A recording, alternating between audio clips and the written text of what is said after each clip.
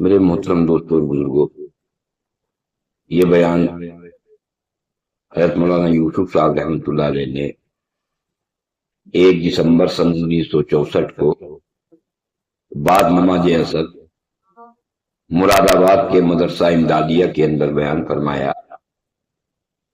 اس میں حضرت نے اللہ کی حمد و ثنا بیان کرنے کے بعد فرمایا کہ میرے بھائیوں اور دوستوں،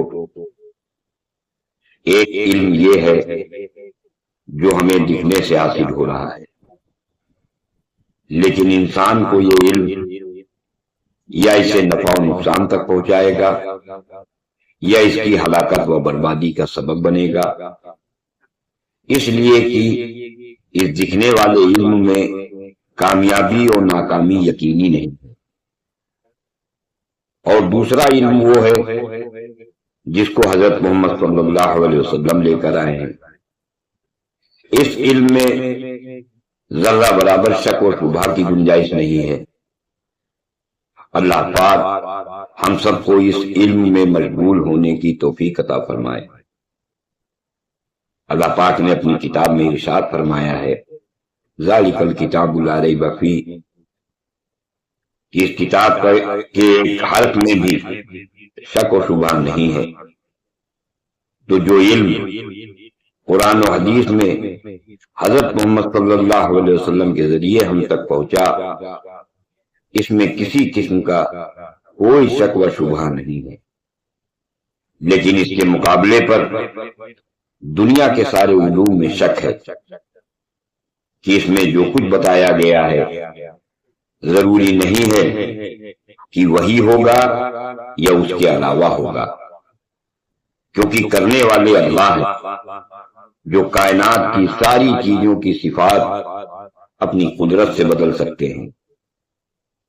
اس لیے اگر ہم یہ چاہیں کہ دنیا کی ساری شکلوں کی تربیت ہمارے لیے موافقت کی شکل میں ہو جائے تو اس کے لیے 2 چیزیں ضروری ہیں۔ پہلی چیز، ایک تو اللہ والے علم کو جاننا، اور دوسرے اس کو سیکھنا اور اس علم پر عمل کرنا۔ جیسا کہ تقوی کے بارے میں ہے کہ ایک تو اس کا جاننا ہوتا ہے کہ تقوی کیا ہے، یہ کتابوں سے حاصل ہوتا ہے۔ دوسرے اس کو سیکھنا، جس کے لیے آجا و جوارے کو اس کے سیکھنے کے لیے استعمال کرنے میں اپنی جان و مال کو خرچ کرنا پڑتا ہے۔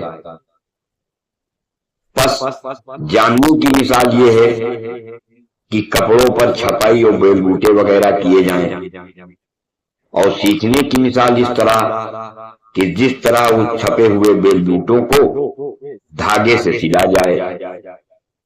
تو جاننا تو زائد و ختم ہو سکتا ہے، یعنی کپڑوں پر کی گئی چھپائی تو ختم ہو سکتی ہے، لیکن سیکھنا زائل نہیں ہو سکتا، یعنی اس کپڑے پر چھپے ہوئے بیل بوٹے جو دھاگے سے سلے گئے ہیں، کپڑا رہنے تک وہ ختم نہیں ہو سکتے۔ میرے دوستو، اللہ رب العزت نے کائنات کے مقابلے میں جو کامیابی کا وعدہ فرمایا ہے وہ جاننے پر نہیں ہے، بلکہ سیکھنے اور اس پر عمل کرنے پر ہے۔ پس اگر نماز کو جانا تو نماز کو سیکھو اور سیکھ کر اس پر عمل کرو، یا توکل کو جانا تو توکل کو سیکھو، پھر اس توکل کی برکت سے اللہ پاک ہم سب کو سارے عالم کا محبوب بنا دیں گے۔ سورہ انبیاء کی آیت نمبر 104 میں اللہ نے بتلایا ہے کہ جب ہم نیک و صالح بنیں گے تو ساری کائنات ہی ہمارے لیے ہوگی۔ اسی طرح اب تک ہم نے ایمان کو جانا ہے تو ایمان کو سیکھنا بھی ہے۔ تم نے ایمان کو پڑھا ہوگا یا سنا ہوگا، تعلمنا الایمان ثم تعلمنا القرآن، کہ صحابہ فرماتے ہیں ہم نے پہلے ایمان سیکھا پھر قرآن سیکھا، جس کی وجہ سے ہمارا ایمان بڑھ گیا۔ تو اب تک ہم نے ایمان کو جانا ہے اور اب ایمان کو سیکھنا ہے کہ جو پڑھا ہے وہ تو ہے جاننا، اب جانے ہوئے کا یقین اندر بنانا، یہ ایمان کا سیکھنا ہے۔ آج طالب علم بغیر ایمانیات کی محنت کے علم حاصل کر رہا ہے کہ ایک طالب علم بنیاد سے چلتا ہے، پھر شرح جامی کے قریب پہنچتا ہے۔ اب اگر کسی نے اسے مولوی صاحب کہہ دیا تو اس طالب علم نے یہ سمجھا کہ میں جان گیا، میں مولوی ہو گیا، تو یہ طالب علم ابو جہل اور امیہ بن خلف سے آگے نہیں بڑھا۔ صحابہ کے دور میں علم کی دو قسمیں تھیں۔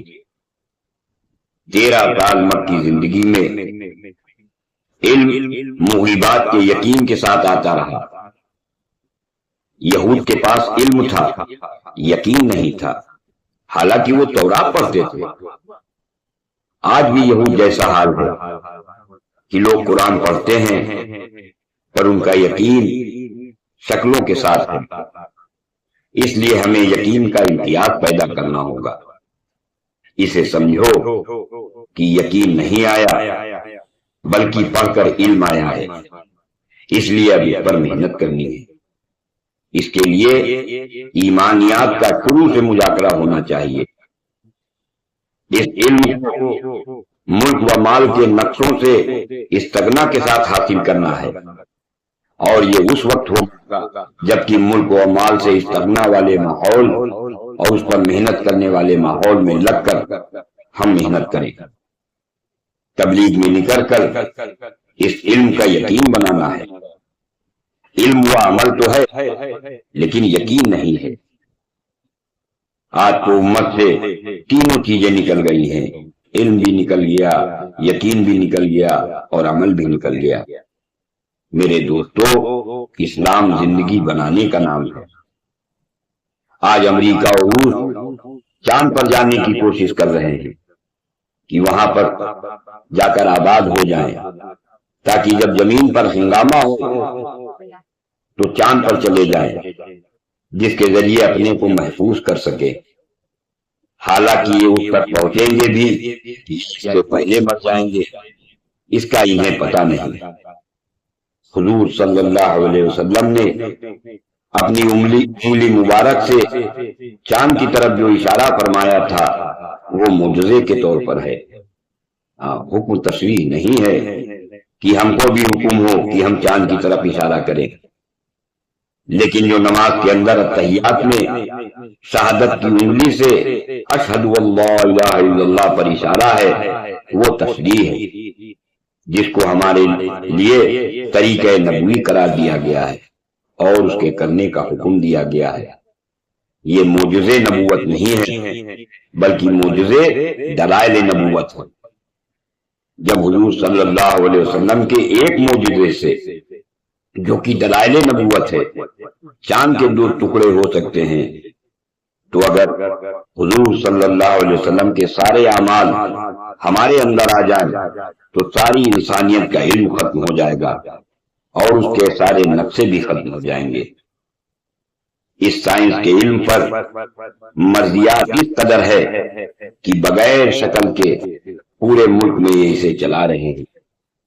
تو جس طرح پورے ملک میں کائنات کے علم کی شکل ہے، اسی طرح کہ اس کے مقابلے میں حضور صلی اللہ علیہ وسلم کے علم کی شکل آ جائے اور یقین بھی درست ہو جائے۔